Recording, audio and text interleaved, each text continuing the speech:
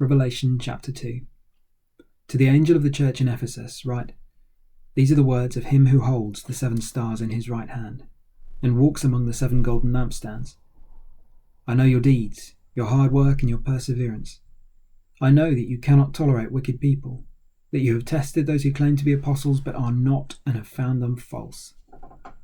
You have persevered and have endured hardships for my name and have not grown weary. Yet I hold this against you. You have forsaken the love you had at first. Consider how far you've fallen. Repent and do the things you did at first. If you do not repent, I will come to you and remove your lampstand from its place. But you have this in your favour. You hate the practices of the Nicolaitans, which I also hate. Whoever has ears, let them hear what the Spirit says to the churches.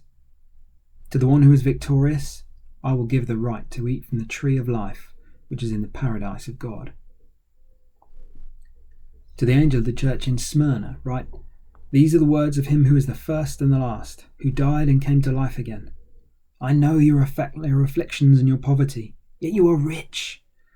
I know about the slander of those who say they are Jews and are not, but are a synagogue of Satan. Do not be afraid of what you are about to suffer. I tell you, the devil will put some of you in prison to test you, and you will suffer persecution for 10 days. Be faithful even to the point of death, and I will give you life as your victor's crown. Whoever has ears, let them hear what the Spirit says to the churches. The one who is victorious will not be hurt at all by the second death. To the angel of the church in Pergamum write, These are the words of him who has the sharp, double-edged sword. I know where you live, where Satan has his throne, yet you remain true to my name. You did not renounce your faith in me, not even in the days of Antipas, my faithful witness, who was put to death in your city where Satan lives. Nevertheless, I have a few things against you.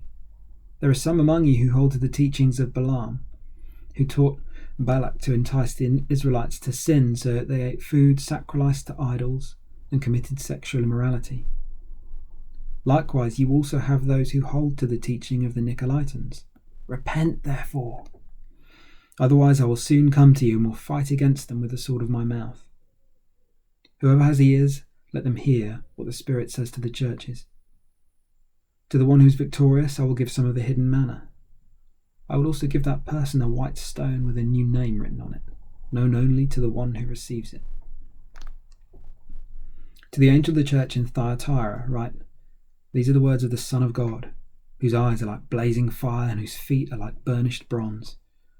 I know your deeds, your love and faith, your service and perseverance, and that you are now doing more than you did at first.